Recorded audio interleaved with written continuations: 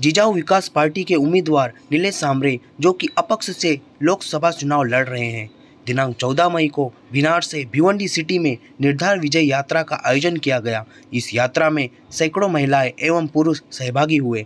यह जनसैलाब देखते हुए लग रहा है जैसे इस बार चुनाव में नीलेश सांबरे ही खासदार बनेंगे। आम जनता का कहना है नीलेश सांबरे ने गरीब महिलाओं का बहुत सहयोग किया।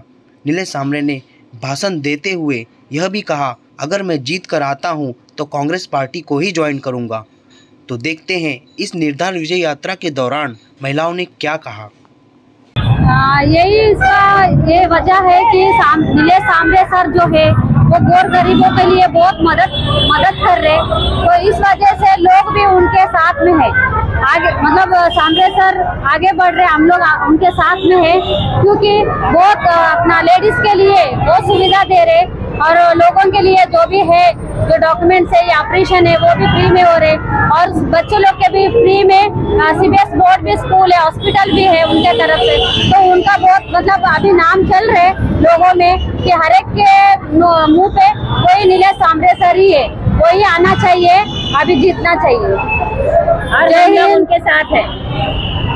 जय हिंद। प्रत्येक गावामधून उत्स्फूर्त प्रतिसाद मिळतो, शहरामध्ये उत्स्फूर्त प्रतिसाद मिळतो। काल टिटवाळ्यालाही हजारो लोक मतदार रस्त्यावर होते आणि रस्त्यावरून आपली प्रचार रॅली काढली होती।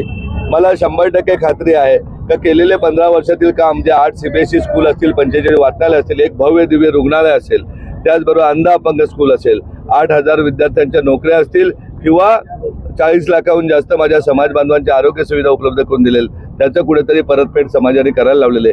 हजारो बांधव समाजामध्ये प्रचारासाठी उतरलेले आहेत। आम्हाला भीती होती का भिवंडी तालुक्यामध्ये आमच्या बरोबर कदाचित कोण नसेल, परंतु आज समाजाने, आगरी समाजाने दाखवून दिलेले का जो आपल्यासाठी उपयोगाला पडतो त्याच्या बरोबर राहिलं पाहिजे, आणि त्या दृष्टीने प्रत्येक गावामध्ये मायमाऊल्यांचा आशीर्वाद आहे। अगदी बाजूच्याच गावामध्ये भगिनीने दम देण्यात आला होता, बॅनर फाडण्यात आले, तरी सुद्धा उत्स्फूर्तपणे गावातून प्रतिसाद मिळाला आहे।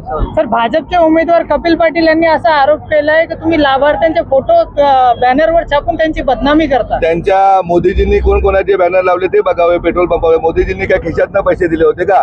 निलेश सांबरेने मेहनतीच्या पैशातून आलेले बॅनर केलेले। कपिल पाटलांनी एक काम केलेलं दाखवायचं, त्यांच्या बाजूच्या गावचा अंजूर गावच्या पोराचं जेव्हा शिक्षण थांबलं होतं, वडिलांना कॅन्सर झाल्याने MBBS ला जायचं, ते शिक्षण पूर्ण करण्याचं काम निलेश सांबरेने केलेले।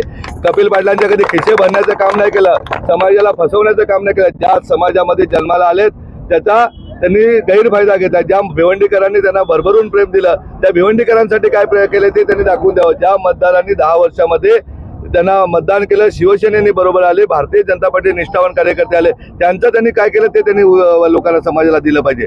ज्यांच्याकडे काही कामच नाही, कपिल पाटलांची लेवल खूप लहान आहे, त्यांच्या विरोधात काय बोलू मी? त्यांच्या विरोधात सगळा जनमानूस बोलतो, जिथे ज्या गावात जाऊ तिथे जमिनीवाले बोलतात। आता पडगा भागात फिरत असताना त्यांची दादागिरी, गोडाऊनवाल्यांकडनं हप्ते वसुली वगैरे इतर अनेक विषय त्यांचे नातेवाईक करतात।